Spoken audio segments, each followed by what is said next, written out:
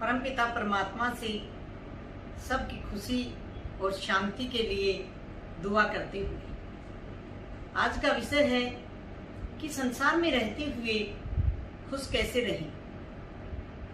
संसार में खुशी पाने के लिए मनुष्य को ये समझना होगा कि भगवान ने हमें कितने बड़े बड़े तोहफे देकर इस संसार में भेजा है।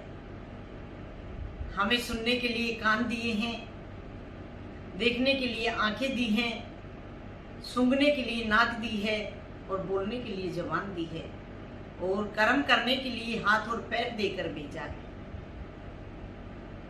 अब भगवान ने जबान हमें जो दी है, भगवान का काम था हमें जबान देने का, और उस जबान से हम मीठा बोले या कड़वा बोले, ये हमारा कर्म है। अगर हम जबान से मीठा बोलते हैं तो रस टपकता है, अगर उसी जबान से आप अगर कड़वा बोलते हैं तो जहर निकलता है। कहते हैं कि संसार की एक ही जगह ऐसी है जहां पर जहर और अमृत इकट्ठा रहते हैं। जानते हो कहां पर? वह जगह जीवा है। तो भगवान ने जो हमें दिया है उस पर ध्यान दीजिए। हर कमी के लिए, हर दुख के लिए, हर निराशा के लिए हर समय भगवान को कोसना छोड़ दीजिए। अपने कर्म पर ध्यान दीजिए। खुश रहने के लिए सकारात्मक लोगों का संग करिए, नकारात्मक लोगों का संग छोड़ दीजिए, क्योंकि जो लोग नेगेटिव थिंकिंग वाले होते हैं हमेशा दूसरों की बुराई करते हैं, भगवान में भी दोष निकालते हैं। तो ऐसे लोगों के साथ बैठने से हमें सिवाय दुख के कुछ नहीं मिलेगा। समय की बड़ी विडंबना है। आप समय के चक्कर को समझ ही नहीं पाते। या तो आप भूतकाल में अटके रहते हैं, भूतकाल के बुरे किस्से, बुरे हादसे, बुरी कहानियां, उन्हें याद कर करके रोते रहते हैं। उनको सोचकर रोने से कुछ हासिल नहीं होता, क्योंकि जो समय हाथ से निकल चुका है वह वापस नहीं आता। या फिर ऐसा करते हैं आप कि भविष्य की प्लानिंग करते रहते हैं, सिर्फ प्लानिंग करते हैं, रेत के महल बनाते हैं, क्योंकि आप जानते हैं कि रेत के महल में कोई रह नहीं सकता, वह बहुत जल्दी ढह जाता है।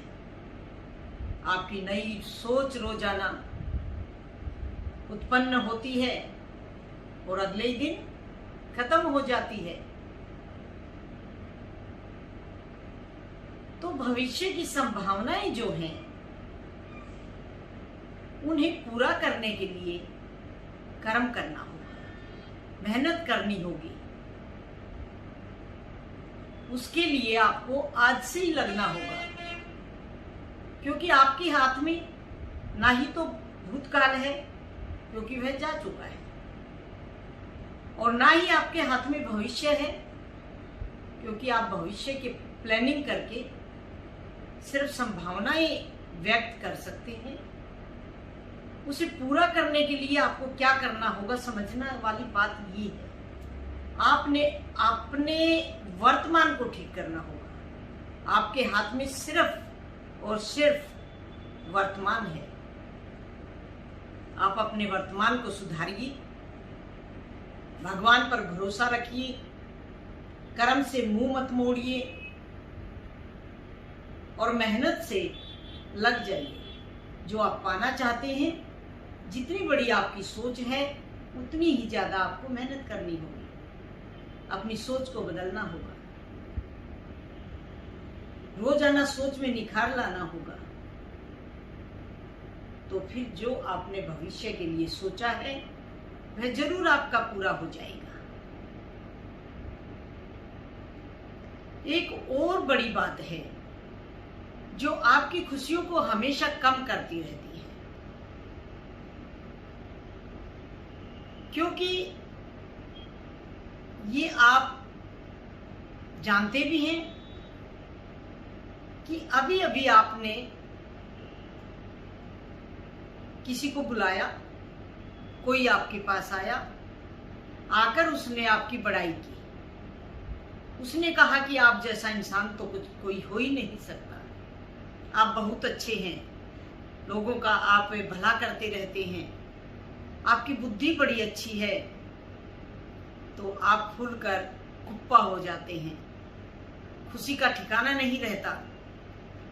लेकिन अगर कोई दूसरा आदमी आकर आपकी बुराई करने लगे, आपकी कमियां गिनाने लगे, असलियत में जो कमी आप में है उनको उजागर करने लगे, तो आप निराश हो जाते हैं। आपके चेहरे पर चिंता के भाव देखे जा सकते हैं, आप दुखी हो जाते हैं। तो इसका ये मतलब हुआ कि आपकी जीवन का, खुशी का और दुख का रिमोट कंट्रोल किसी दूसरे के हाथ में है। कि आकर किसी ने आपकी बड़ाई की तो आप खुश हो गए, आकर किसी ने आपकी बुराई की या आपकी कमियों से अवगत कराना चाहा तो आप निराश हो गए, आप दुखी हो गए। तो इसका मतलब तो यही हुआ कि आपका रिमोट कंट्रोल आपके जीवन का आपके हाथ में नहीं है। अगर आप खुश रहना चाहते हैं तो अपनी जिंदगी का रिमोट कंट्रोल अपने हाथ में रखिए। किसी के बहकावे में आकर अपने जीवन को बर्बाद मत करिए, अपनी खुशियों को ग्रहण मत लगने दीजिए। अच्छे लोगों का संग करिए, जो आपने सोचा है उसके लिए कड़ी मेहनत करिए, भगवान पर विश्वास रखिए। अगर आप कर्म करते हैं, दूसरे का भी भला सोचते हैं, तो भगवान का आशीर्वाद हमेशा आपके ऊपर बना रहेगा। संत हमेशा अच्छी बातें बताते हैं, संतों की बातों पर विश्वास करिए, संतों पर विश्वास करिए, उनकी बातों पर अमल करिए, उनके बताए हुए रास्ते पर चलिए। जरूर आपका जीवन खुशियों से भर जाएगा। आपको जीवन में किसी प्रकार की कोई कमी नहीं रहेगी। इन सब बातों को याद करते हुए अगर आप जीवन जीते हैं तो आपका जीवन हर्ष और उल्लास से परिपूर्ण रहेगा और भगवान का नाम लेते हुए आनंद में जीवन व्यतीत करना। अगर आपके जीवन में कोई कठिनाई है, कोई दिक्कत है, तो आप मुझे मैसेज बॉक्स में अपनी परेशानी लिखकर भेज सकते हैं। मैं उसका हल बताने की परमात्मा की कृपा से कोशिश करूंगी। ओम नमः शिवाय।